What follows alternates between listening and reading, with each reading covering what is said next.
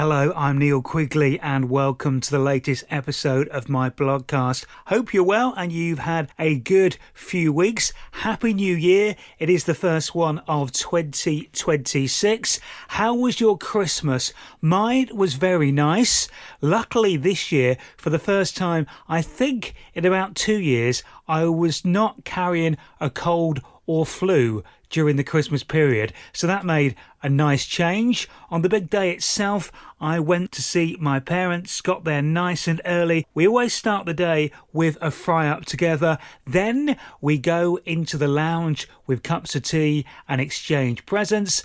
And then I normally head to the pub to meet up with some members of my family. This year, it was just my uncle and my cousin, so I met them at lunchtime for a couple of drinks, which was great. Then I walked home from the pub. I do actually really like a nice brisk walk on Christmas Day. Really builds the appetite for the Christmas meal later on. When I got back, we decided to have a few more drinks. We got my dad's karaoke machine out. Now, I cannot really sing at all, but I can never turn down the opportunity to hold and make a noise into a microphone. So we all did a selection of songs. I had a go at a couple. I do feel quite sorry for my parents' neighbours, but hopefully it didn't go on for too long. We also played a few quick games in the afternoon. We had our dinner quite late. We didn't eat until around about 5:30 in the end, which actually worked out perfectly. The meal was beautifully done by my dad and my mum, and we enjoyed that with a nice bottle of red wine that I had selected. Then in the evening, we just watched some TV for a bit. And as ever with Christmas Day, I think it's the whole excitement for me of the whole day and the lead up. I normally have quite an early night, so I was home in bed by 11 p.m. On Boxing Day, my girlfriend Linda picked me up and I went over to her house for the afternoon. As soon as I got there, we exchanged presents and opened a bottle of red sparkling wine, which was lovely, a nice Shiraz. Well, it was still Christmas at that point, so I think you just continue celebrating as long as you can, right? We, this year, had basically told each other what we wanted, so the presents we got were not much of a surprise, but it's still nice to get them and open them up, so that was brilliant. On Boxing Day evening, my girlfriend's cousin and her other half and her auntie came over and we played a few games, which was really good fun. My girlfriend also done this amazing spread to have, which was a selection of pigs in blankets, roast potatoes, various crisps and dips, and a few other nibbles. It was amazing. I was basically just stuffing my face through the whole of the evening. The main game we played was a 90s and noughties pop quiz, which was obviously right up my street, and I am very competitive. That was good fun and very close. There was only 1 point in it between the teams in the end. It featured something I'd not actually seen before. For one of the rounds, you select a card and it has a QR code on it. You scan that on your phone and basically it brings up a name the song round that you play to your opponent, and you can choose, I think it's 5 out of the 10 songs on there to play, and obviously you pick the ones you don't think your opponents will know. That was good fun and quite clever and nice to embrace a new kind of technology, although some of the songs on there were quite obscure, so much so that even I had never heard of them, and I do pride myself on knowing quite a bit about music, so it was quite tricky, but that was good fun. As ever with these sort of nights, we did not get round to playing as many games as we intended to. We had loads lined up and we only got round to playing a couple in the end, but it was a really good night, good fun, a nice way to round off the main festive period. Linda and I started this tradition about 4 years ago now, in that we always go away for at least a night or two after Boxing Day, because the way it works out, I spend Christmas Day with my family, Linda spends it with her still, and then we meet up Boxing Day. But it is quite nice for us to get away for a couple of days, just the two of us, and investigate and look around somewhere new. This year we chose Cambridge. I went there many years ago for a job interview at the radio station there. Well, technically my interview was for the station in Peterborough, Hereward FM, but the programme controller looked after that and Q103 in Cambridge. So I went there for that interview. That's the only time I've been anywhere near the place, so I was actually really looking forward to having a look round. Obviously, it being during the Christmas period, we knew it might be a bit quieter than it would be at other points of the year, because it's unlikely there'd be that many students still there at that point. We'd booked 2 nights in a nice hotel, about 15 minutes walk from the centre of Cambridge, and because parking is at a bit of a premium in and around the centre, we opted to leave the car at the park and ride, which wasn't too bad. The parking charges were very reasonable, and the bus was £2.50 each to get ourselves into town, and the stop was literally 2 minutes away from the hotel. So we got ourselves there more or less for check-in time on the day after Boxing Day, went up to our room, unpacked, had a bit of a chill in there, and then we decided we'd go out for some pre-dinner drinks. We had our meal already booked in a restaurant that of course was celiac accredited and very much me friendly. So we found this nice pub. It was really busy, but we managed to grab a table and we had a couple of drinks in there. Good atmosphere, really good vibe to the place. Then we went on a bit of a wander past some other pubs on the way into town, and we arrived in the centre a little bit early for our dinner reservation, so we managed to squeeze in another drink at a different pub. Then it was time to go and eat. We had booked, but when we walked into the restaurant, we probably needn't have bothered. There was hardly anybody in there, and there was hardly any staff either, probably because they knew not many people were going to be there. They still had some Christmas items on the menu. I saw a festive starter that did interest me. I am one of probably a rare number of people who actually does really like Brussels sprouts. They are good for you and I quite like the taste. These ones were done South Korean style with lots of spices, so I thought, I'll give them a try. So I had those for starter. For my main, I ordered the fish they had, the sea bass, and it was supposed to come with mashed potato and some vegetables. When it arrived at the table, I had to inquire where the mashed potato was on the plate because I couldn't see it. I was then informed that it was actually under the fish, which it was. That's perfectly true, but it meant it wasn't quite as big a portion as I was maybe hoping or expected. So at that point I felt like maybe I should have ordered an extra side, because earlier on I was looking at ordering a side of roast potatoes because I was still very much in Christmas mode. As I got 2/3 of the way through the sea bass, I thought, this is not quite filling me up. I think I might have to order those roast potatoes. So just as I was about to finish the main meal, the waiter came over and I ordered this portion of roast potatoes. When they turned up, I will be honest, there's more of them than I was expecting. So I am not one who can leave any food, but I'd made the decision quite early that I did fancy a dessert and wanted some pudding. I think it's something to do with me growing up. Cannot leave anything on a plate, and if I don't eat all my food, I don't feel that I've earned or can have a dessert. So I got Linda to have a couple of these potatoes for me, and I was really struggling to finish the rest. So when there were only 2 roast potatoes left, I made the executive decision that I was going to take them home with me. So I found some napkins wrapped these 2 potatoes in the napkins and put them in my pocket for some pocket food later on. I think inspired by Bob Mortimer. I've heard him talk about pocket food and car food, and seemingly that seems to have rubbed off. Anyway, I put them in my coat pocket and ordered the dessert. Sadly, the dessert I ordered was a bit disappointing. It was a gluten-free carrot crumble cake, but unfortunately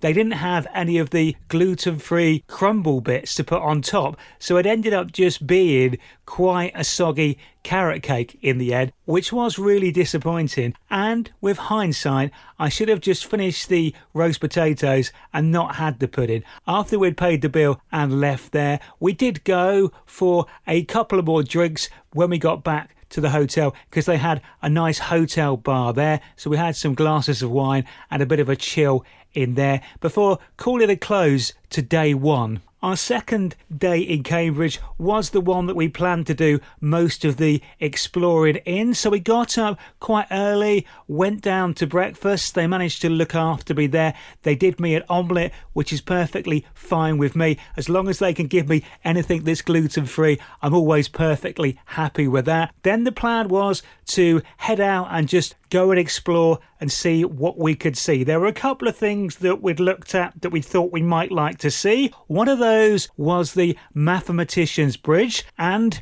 another one was the Bridge of Sighs, as well as the tree that Sir Isaac Newton was supposedly sitting under when the apple hit him on the head. We were also going to go to a museum which wasn't far from the hotel, but we never quite got round to that in the end. We headed off.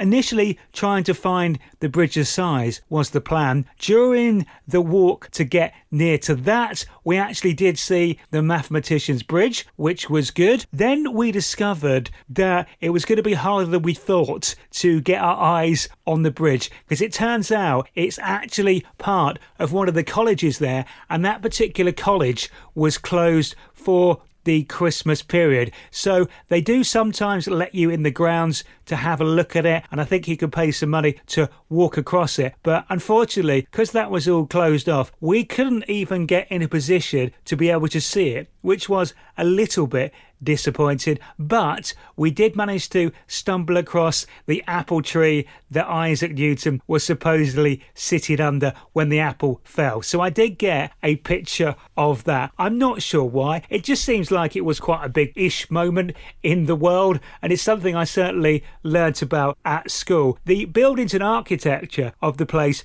are stunning. The colleges are absolutely huge, and they do look very impressive. The River Cam, of course, runs right through the centre. There were people trying to sell us punting experiences down the river. Linda and I both decided it was a little bit chilly for that, but lots of people were giving it a go, albeit they were generally being lent rugs and big coats and looked quite cold as they were being taken down the river. Although the only benefit of doing that would have been, I think if you go on one of the punt tours, you do actually end up going under the Bridge of Sighs, so we would have seen that. So we had a good look round, and I thought we did quite well. We managed to keep ourselves out of any pubs till about 3 o'clock in the afternoon, which I think was relatively impressive. We found ourselves a decent one on the walk back towards our hotel, had a drink in there. Then we thought we'd get another drink in a pub slightly closer to the hotel, because we had to go back and change before we headed out for our evening dinner reservation. As we were walking back, we suddenly discovered that there was a big Christmas fair stroke market on one of the parks, so we thought we'd go and have a look at that. There was a big wheel and a carousel, plus a bar area and various food outlets. We did go over there just to see if there was anything gluten-free that I could have as a snack. There wasn't, but it was quite nice to have a quick walk around there. Gotta love a Christmas-style market. And we did find another pub to have a drink in before we headed back. I very rarely nowadays get time to have a nice long soak in the bath, and I do love a bath. This hotel room we were staying in had a huge roll top bath, so I already had it in my head that I was definitely going to spend at least an hour in there. I also wanted to watch the Tottenham game against Crystal Palace, so I thought using my tablet I would combine both of those things, which I did. I had a nice hot soak in the bath with plenty of bubble bath for about an hour while I was watching Tottenham play Crystal Palace, and it was actually a game Tottenham won for a change, which did make the bath relatively relaxing. Once the game had finished, I had to dry off, put some clothes on and get myself ready to head out for our dinner reservation at the Ivy. Just to try and burn off a few more calories and get some steps in, we walked back to the centre of Cambridge. It was only a 15-minute walk, and we found this great pub which was attached to a theatre, and it was billed as the Theatre Bar. It was great. I really would like to go back to it when there is something on. They have live music there and a stage on the second floor, and it just looked really cool, and it was fun and relaxing place to have a drink. So I would definitely go back there again if we ever do make it back to Cambridge. Actually had a couple of drinks in there in the end because I found something that I really liked, so I decided to have a couple of them in quite short succession, it's fair to say. Then we headed off to the Ivy, had a fantastic 3-course meal in there, really great food, and the dessert, I'm pleased to say, was much better than the night before. I ordered the chocolate bomb, which does come with a bit of a theatre show attached. They bring it to the table, and when the hot sauce goes on the chocolate and ice cream, basically it just makes it all melt, and it does look quite spectacular, so much so I insisted that Linda videoed it so we could watch it back later. It is quite good, and it did taste very, very nice. Had a lovely time in there, even treated ourselves to a nice glass of champagne each. From there, we thought about going to another bar, but in the end decided just to head back to the hotel bar once again because it was nice in there, and had another drink in there. Then it was bed and time to head home the next day. Thoroughly enjoyed it. Would recommend Cambridge for a couple of nights away. Lots of great places to eat, lots of nice pubs, and lots of great things to see. You can walk quite a long way without realising it, and there's so much to look at, and it seemed a very friendly place to me when we were there. On New Year's Eve, we meet up with some of Linda's friends at one of their houses and have a house party. This year we were in the Northampton area, managed to work it so we got there about 2 o'clock in the afternoon to ease ourselves in. I still had a bit of work to do, so our friends very kindly lent me their office for the afternoon, which was upstairs. So I was up there working away while I could hear everybody else opening Prosecco and chatting and having a good time downstairs. I did finish by 5 and I was straight down there having my glass of fizz. We had a really nice evening. It's always the same setup. Whoever's hosting cooks us a nice meal, which they did, and then we play some games and see in the new year. Obviously, by the time I came downstairs, everybody was starting to get a bit merry anyway, which was great, and I was happy to join in with that. Then we had some food. They, as they do every year, looked after my special gluten-free food and dietary requirements,